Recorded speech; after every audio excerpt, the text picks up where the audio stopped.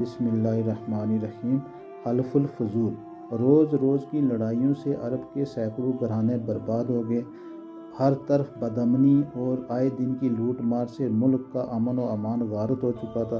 کوئی شخص اپنی جان و مال کو محفوظ نہیں سمجھتا تھا، نہ دن کو چین نہ رات کو آرام۔ اس وحشت ناک صورتحال سے تنگ آ کر کچھ صلح پسند لوگوں نے جنگ فجار کے خاتمہ کے بعد ایک اصلاحی تحریک چلائی۔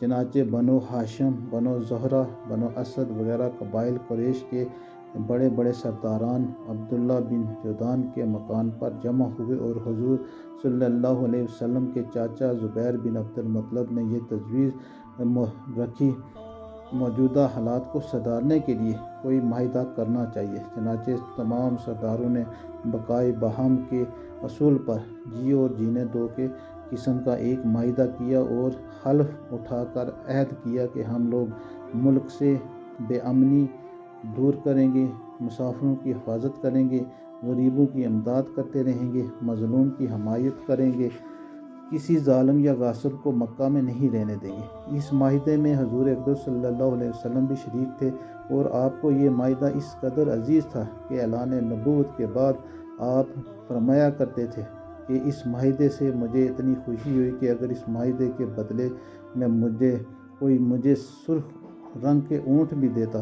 تو مجھے اتنی خوشی نہیں ہوتی۔ اور آج اسلام میں بھی اگر کوئی مظلوم یا اہل حلف الفضول کہہ کر مجھے مدد کے لیے پکارے تو میں اس کی مدد کے لیے تیار ہوں۔